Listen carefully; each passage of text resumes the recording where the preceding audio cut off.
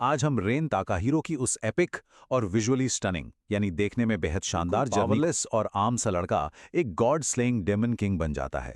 ये सिर्फ एक बदले की कहानी नहीं है, बल्कि एक ऐसा विजुअल स्पेक्टिकल है जो आपको स्क्रीन से बांधे रखेगा। तो चलिए बिना किसी देरी की शुरू करते हैं। एक ऐसी दुनिया जहां आपकी पूरी अहमियत सिर्फ और सिर्फ इस बात से तय होती है कि 18 साल की उम्र में आपको कौन सी सुपरनैचुरल पावर मिली। और अगर कोई पावर ना मिले तो आप बन जाते हैं द यूजलेस जीरो। ये कोई आम निकनेम नहीं है, बल्कि एक बहुत ही भद्दा और अपमानजनक शब्द है। हमारा मेन कैरेक्टर 22 साल का कॉलेज स्टूडेंट रेन ताकाहीरो एक बहुत ही शांत और दयालु लड़का है जो अपनी बीमार मां की देखभाल कर रहा है। लेकिन इस विजुअली ब्रूटल और पावर के भूखे समाज में उसे सिर्फ एक जीरो मानकर किनारे कर दिया जाता है। चीजें इतनी तेजी से बदलती हैं कि आप बस देखते रह जाएंगे। रेन अपनी बचपन की दोस्त और क्रश मीका को प्रपोज करता है, लेकिन मीका वो ना सिर्फ उसे रिजेक्ट करती है बल्कि एक भयानक धोखा देती है। वो रेन के पिता का पेंडेंट चुरा लेती है, उसे हीरो ऑर्गेनाइजेशन को सौंप देती है और आखिर में रेन को एबिस नाम की उस खौफनाक अंधेरी खाई में फेंक दिया जाता है जहां भयंकर राक्षस इंसानों को जिंदा चबा जाते हैं। विजुअली ये सीन इंसानियत के सबसे काले सच को बहुत ही डार्क तरीके से हमारे सामने रखता है। लेकिन कहानी यहीं खत्म नहीं होती, बल्कि यहां से शुरू होती है डेमन किंग की वापसी। अब देखिए, आबिस के उस घुप अंधेरे में रेन मरता नहीं है, बल्कि वो चुराया हुआ पेंडेंट टूट जाता है और एक गजब का विजुअल ट्रांसफॉर्मेशन होता है। रेन सीधे ओरिजिनल डेमन किंग के रूप में जागृत होता है। उस असीमित शैडो पावर्स, मरे हुए योद्धाओं की पूरी फौज खड़ी कर देने की ताकत, कुछ सेकंड्स के लिए समय को रोक देना, और सबसे खतरनाक, हर लड़ाई के बाद लगातार इवॉल्व होते रहना। मतलब वो रातों रात एक कमजोर इंसान से एक गॉड टियर एंटिटी बन जाता है। सालों बाद जब वो वापस मीका की उसी एकेडमी में आता है तो यहाँ हमें एक बहुत ही मजेदार कॉन्ट्रास्ट देखने को मिलता है।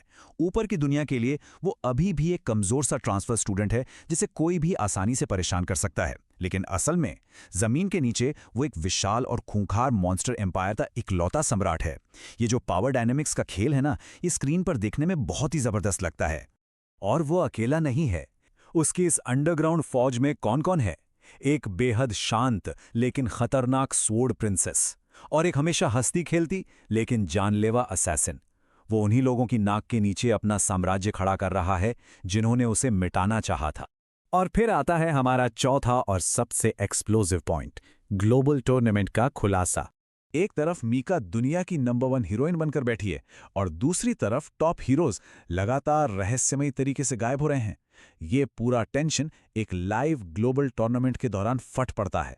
करोड़ों लोग टीवी पर देख रहे हैं, और तभी रेन अपना वो कमजोर वाला वेश उतार फेंकता है। वो दुनिया के सबसे ताकतवर हीरो को लाइव कैमरे के सामने इतनी बुरी तरह हराता है कि बस पूछिए मत। पूरी दुनिया सन्न रह जाती है।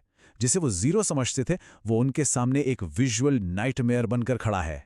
अब इस धमाके के बाद सीधा शुरू होता है देवताओं के खिलाफ युद्ध। लाइव टीवी पर पार का ये डिस्प्ले देखकर मानो पूरा ब्रह्मांड हिल जाता है। आसमान सचमुच फट पड़ता है और खुद देवता धरती पर उतर आते हैं। और यहीं पर कहानी का सबसे बड़ा ट्विस्ट सामने आता है। ये देवता बताते हैं कि मीका का वो धोखा, रेन का वो दर्द, ये सब उन्होंने ही प्लान किया था ताकि डेमन किंग जाग सके। ये सुनते ही रेन का गुस्सा 7वें आसमान पर पहुंच जाता है। अब ये सिर्फ एक बदले की कहानी नहीं रही, बल्कि ये इंसानों और राक्षसों के एक साथ मिलकर सीधे स्वर्ग से लड़ने की एक विजुअली एपिक जंग बन जाती है। लेकिन इस भयंकर युद्ध के बीच हमें एक बहुत ही डीप और इमोशनल पल देखने को मिलता है। मीका, जिसने रेन को धोखा दिया था, वो देवताओं के एक जानलेवा हमले से रेन को बचाने के लिए खुद की जान कुर्बान कर देती है। मरते हुए वो कहती है, मैं सच में तुमसे प्यार करती थी, लेकिन देवताओं ने मुझे कंट्रोल कर रखा था। इस तेज रफ्तार एक्शन के बीच ये सीन आपको अंदर तक झकझोर देता है। ये दिखाता है कि इन देवताओं के ग्रैंड प्लान्स के आगे बेचारे इंसान कितनी आसानी से मोहरे बन जाते हैं। इस बलिदान के बाद तो रेन जैसे अजय हो जाता है। वो सीधे गॉड किंग का अंत करता है और उस पूरे फेक और क्रूर सिस्टम को ही उखाड़ फेंकता है जो सदियों से इंसानों की किस्मत तय कर रहा था। वो एक ऐसी नई दुनिया बनाता है जहां किसी की भी कीमत उसकी जादुई ताकत से तय नहीं होती। उस पूरे भ्रष्ट सिस्टम का हमेशा के लिए खात्मा हो जाता है जिसने कभी उसे जीरो कहा था। और आखिर में युद्ध खत्म हो चुका है। रेन अपनी नई दुनिया में अपनी नई फैमिली के साथ फाइनली एक सुकून की स्माइल दे रहा है। हमें लगता है कि चलो हैप्पी एंडिंग हो गई, लेकिन तभी अंतरिक्ष में एक अजीब सा पोर्टल खुलता है और मल्टीवर्स से एक नया, देवताओं से भी कहीं ज्यादा भयानक दुश्मन सामने आता है। अब ये हमें एक बहुत ही दिलचस्प सवाल के साथ छोड़ जाता है। जब आप पहले ही स्वर्ग को हरा चुके हैं और भगवान को मार चुके हैं, तो क्या आप मल्टीवर्स से आने वाले इस नए खतरे का सामना कर पाएंगे? इस गॉड किलर के लिए अब सीजन 2 में और क्या क्या विजुअल सरप्राइजेस बाकी हैं? इस एक्सप्लेनर से जुड़ने के लिए आपका बहुत बहुत शुक्रिया।